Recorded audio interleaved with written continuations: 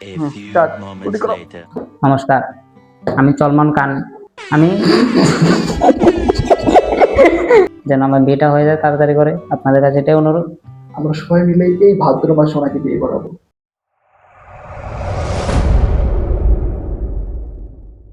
নমস্কার বন্ধুগণ, আজকের পডকাস্টে আমরা এমন একজন অতিথিকে নিয়ে এসেছি যিনি আজকাল ফেসবুক ইউটিউব থেকে বেশি জীবনসাথী.com এবং সাথী.com স্ক্রল করছে। আজকাল যিনি অ্যামাজন ও হটস্টার নয়, সাবস্ক্রিপশন নিচ্ছে ম্যাট্রিমনির। সিভিল টকের আজকের পডকাস্টে স্বাগতম জানাই 10 বছর ধরে মরিয়া বিয়ের জন্য চেষ্টাকারী পাত্র মিস্টার চলমান খান। নমস্কার চলমনজি, ব্যক্তিগত জীবনে আপনি কি করেন? ব্যক্তিগত জীবনে আমি নিজের জন্য পাত্রী খুঁজি।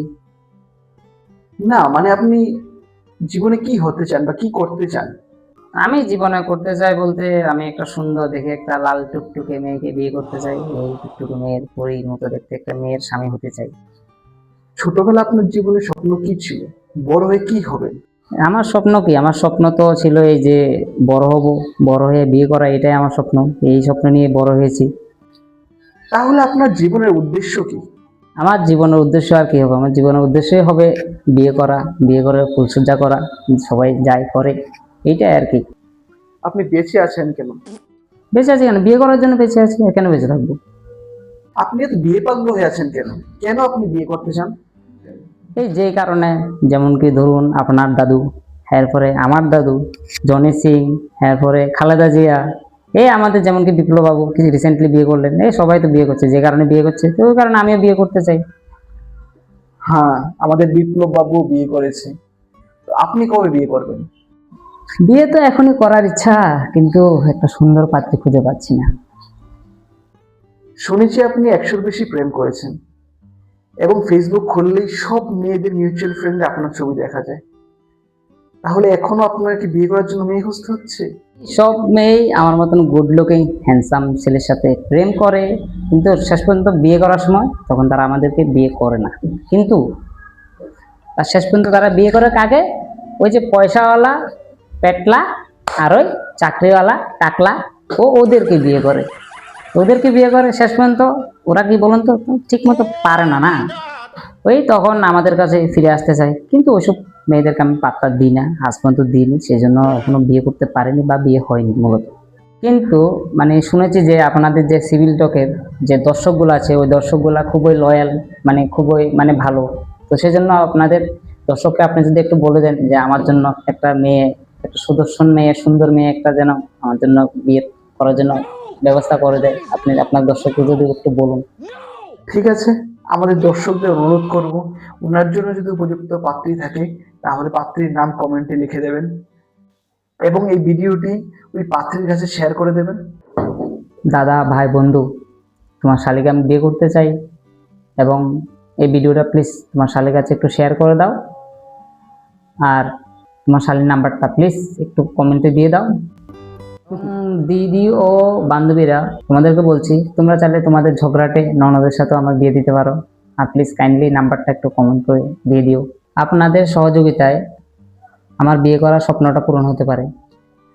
তাহলে আপনি কিরকম পাত্রী চান আমাদের দর্শকদেরকে বলে দেন এবং আপনার সম্বন্ধেও শেয়ার করে দিন আপনার বায়োডাটা।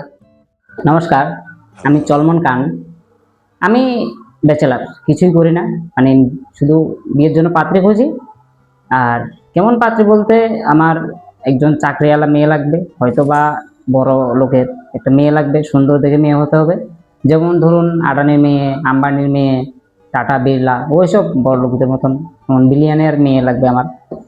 আর হচ্ছে কি, আমার কি কি প্রায়োরিটি আছে আমার, যেমন আমার প্রত্যেকদিন বাইকের তেল খরচা দেবে, পকেট মানি দেবে, এই মূলত এমন মেয়ে দরকার আমার। ও, আপনি তাহলে সরকারি চাকরিওয়ালা বউ চান, পয়সাওয়ালা বউ চান?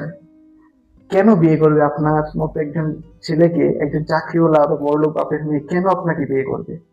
একজন চাকরিওয়ালা ছেলে যদি একজন বেকার মেয়েকে, একজন গরিব মেয়েকে বিয়ে করতে পারে, তাহলে একজন চাকরিওয়ালা মেয়ে, একজন বুদ্ধিজীবী, একজন পয়সাওয়ালা মেয়ে আমার মতো ছেলেকে কেন বিয়ে করতে পারবে না? এই জন্যই আপনার বিয়ে হচ্ছে না। তো আপনি কি বিনা নিমন্ত্রণে কালকে বিয়ে বাড়িতে গেছিলেন? কালকে দেখলাম সবাই মিলে, আত্মীয় স্বজন মিলে আপনাকে মারছিল, ব্যাপারটা কি হলো? না না, আমি আমার ভাইয়ের বিয়েতে গিয়েছিলাম। ভাইয়ের বিয়েতে গিয়েছিলাম, ওখানে গিয়ে দেখি যে ভাইয়ের যে হবু বউ, ও হবু বউ এখন বয়স জানো 16 কি বা 17 হবে। মানে আমি জানতে পেরেছি 16 কি বা 17 হবে। তখন আমি ত্রিপুরার যে চাইল্ড হেল্পলাইন 1098 নাম্বারে আমি একটা কল করি, কল করে তাদেরকে ইনফরমেশন করি, করার পর তারা আসে এবং বিয়ে ভেঙে যায়। তখন কি বলুন তো, যে বাড়ির যে লোকজন আছে, আত্মীয় স্বজন আছে, সবাই ভাবছে কি আমার বিয়ে হচ্ছে না দেখে আমি আমার ছোট ভাইয়ের বিয়ে ভেঙে দিয়েছি, সেজন্য সবাই মিলে ধরে আমাকে মেরে ছেড়েছে। খুব দুঃখের ব্যাপার। তাহলে কালকে কি আপনি আনমেরিড হওয়ার সব থেকে বেশি দুঃখ অনুভব করেছেন? আপনি যদি কালকে আনমেরিড না হতেন তাহলে এই মারটা খেতেন না? না, বন্ধু যখন আমার বাড়ির সামনে দিয়ে এই ওর বউকে নিয়ে ষষ্ঠী খেতে যাচ্ছিল শ্বশুর বাড়ি, তখন ওই জিনিসটা দেখে আমার খুবই দুঃখ লেগেছে। এবং আমি আমার মাকে তখন বললাম যে মা, আমার কি বিয়ে হবে না? আমি কি জামাই ষষ্ঠী খাবো না? খাবো না আমি জামাই ষষ্ঠী? আহা গো, শোনা গো আমার, খুব কষ্ট হয় বলো। কষ্ট কষ্ট হবে না আমার? আমাদের মুক্তিদাতা শ্রী বিপ্লব কুমার দেব দ্বিতীয় বিয়ে করে ফেললেন, দেখলেন রিসেন্টলি কিছুদিন আগে। যেমন আমাদের পশ্চিমবঙ্গের ওয়েস্ট বেঙ্গলের যে দিলীপ ঘোষ, 60 বছর বয়স ওনার, উনি এই বয়সে মেয়ে পাচ্ছেন, আর আমি এই বয়সে বিয়ে করতে পারছি না। তা আমার কষ্ট হবে না বলুন আপনি? আপনি দিলীপ বাবুর কথা বলছেন? দিলীপ বাবু বিয়ে করেছে বলে মুখ্যমন্ত্রী হতে পারলো না। আচ্ছা, শুভেন্দু বাবু বিয়ে করেনি বলে মুখ্যমন্ত্রী হয়ে গেল পশ্চিমবঙ্গের। তাহলে সবসময় সিঙ্গেল থাকাটা খারাপ এরকম ব্যাপার না। আমাদের মোদিজিও সিঙ্গেল আছে, তাহলে আপনি বিয়ে করেননি, সিঙ্গেল আছে, তাহলে কি হয়েছে? এত বিয়ের জন্য পাগল হয়ে গেছেন কেন? আমরা এবং দর্শকরা সবাই মিলে আপনার বিয়ের জন্য চেষ্টা করব। তো আমরা এখানে আজকে পডকাস্ট শেষ করছি। আমরা এবং আপনার সকল দর্শক মিলে, আমাদের সিলেটের সকল দর্শক মিলে আপনার জন্য মেয়ে খুঁজে দেবে। তাহলে আমরা আশা রাখবো আমাদের সকল দর্শকরা ওনার জন্য একটা উপযুক্ত পাত্রী খুঁজে দেবেন। এবং এখানে তাহলে আমরা শেষ করছি। নমস্কার, ভালো থাকবেন। আমরা শীঘ্রই আপনার জন্য পাত্রী খুঁজে দেবো।